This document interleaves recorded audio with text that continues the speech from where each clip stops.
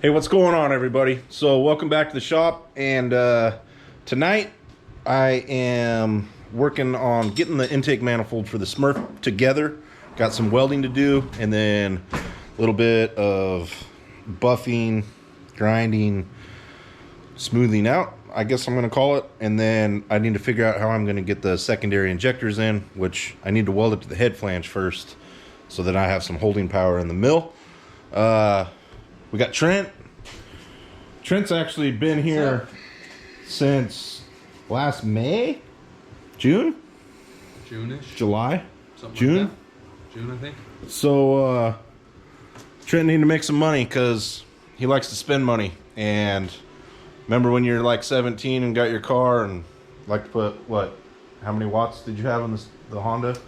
I think it had like 8,000 for 12s. So he's the perfect person I want working here because he needs money. And I've had a lot of people in comments say, hey, get a helper, get a helper, get a helper. Do you know how hard it is to get a helper that wants to work and actually like halfway tune into what you're doing?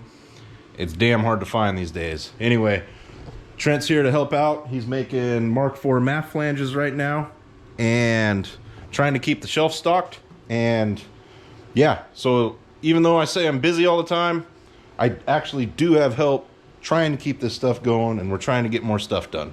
So check in with you in a little bit, and we'll see where I'm at on the welding.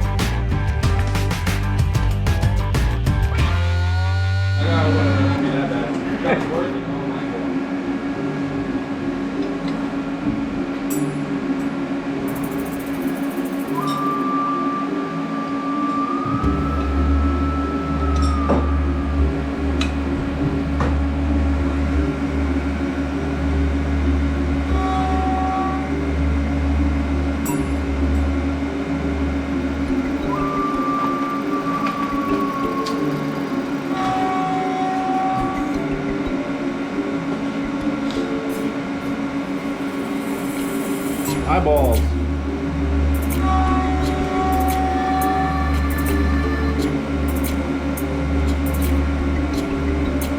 Eyeball skin.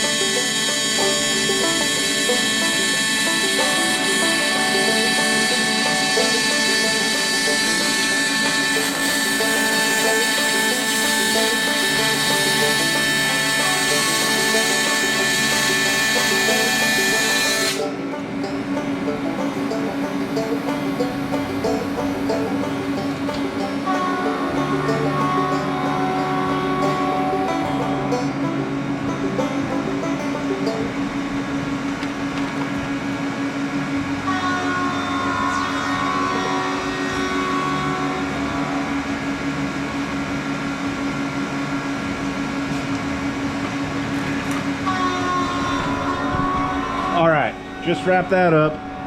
There it is.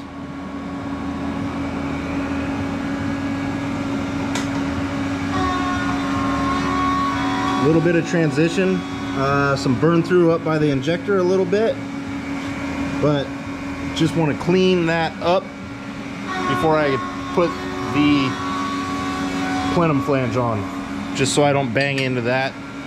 So one thing I like to use is one of these guys. The rounded corner is nice. It'll go down and hit that real easily if I'm careful. And then I'll follow that up with a flap disc. So I got a whole bunch of these stones, Western Abrasives. Maybe I'll throw up a link to their website. They got all kinds of stuff. I think you can get them at Fastenal, but they got all kinds of different grits and just cool stuff with these stones. So I'll throw a link of that up, and yeah, I'm gonna just kind of keep going here. You don't want to see me grind. It's pretty stupid. And yeah, see you in a little bit.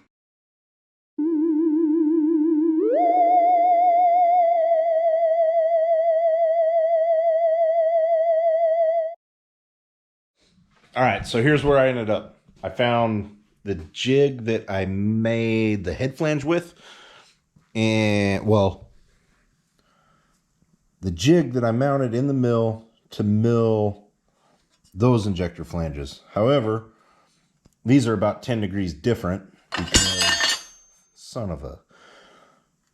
the angles to clear things, if I had these on the same pattern, everything wasn't going to clear a big fat 10 fuel rail. So this is a little bit different, and I need to put a couple shims in here to get it tilted back to level. And then what I'm going to do is face this thing off and then put those ports in, and you can see where this thing's going. This is all going to line up really bitchin', and you get the whole idea of that. So this bad boy,